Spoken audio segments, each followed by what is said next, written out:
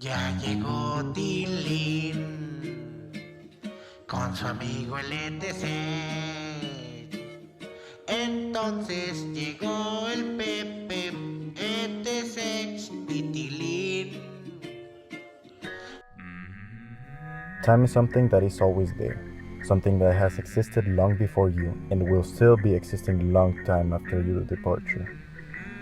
It comes, goes, it is used, wasted.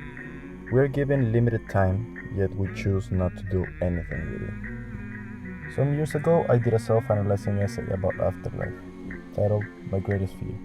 In this essay, it is mentioned the Black Room of Boredom, a place where you go when you're gone. Totally not related to the one in that one SpongeBob episode.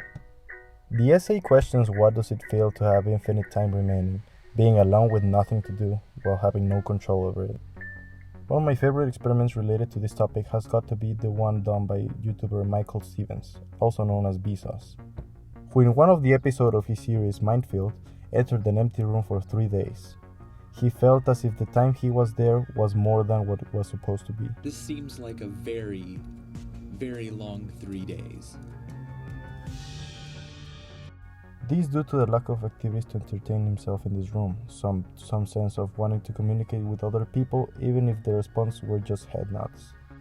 However, sometime later, the recalling of when he was completely isolated was remembered as something that had been brief, even if this experiment had lasted for 3 days. Now imagine this, but with an infinite wait time. Supposing you also are alive this infinite time, eventually the seconds will feel like minutes, then hours, then years, and so on. Even the most healthy person ever to exist would go insane at some point. The key word to this is eventually. Henri Bergson, a French philosopher from the 1800s, thought of the time as something that is objective, something that will vary depending on perception. In his Bergsonian theory, he stated that there are two types of time happening at the same instant. Objective time, the one on your watch, and la durée, the duration, referring to how time feels to someone. To Michael, those 3 days felt like an eternity, but to somebody else who went to the beach instead or anything more entertaining, that time felt a lot less lasting even though both existed on the same 3 days.